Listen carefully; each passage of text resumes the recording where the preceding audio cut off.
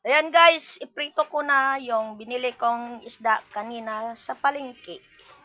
Handa na po ang mantika. Magpiprito tayo.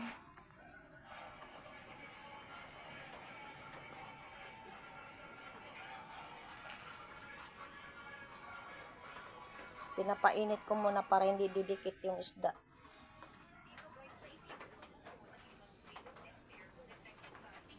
Oh, ulan pa rin. Hangin.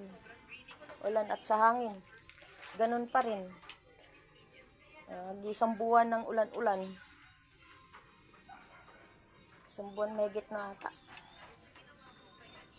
So, lagay na natin gawin. Woo! Inaan natin. Lupar. Woo!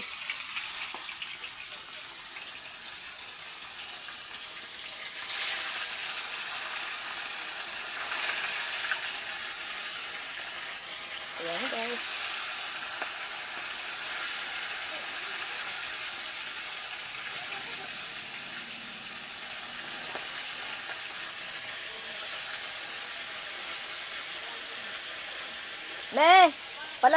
Palakasan mo yung hangin, tutok mo sa sinampay. Baka mga moy. Prito to eh. So, ayan na. Prito na to guys. Pagluto niyan, lamunan na naman. Kain na naman. Bye-bye. Thank you for watching.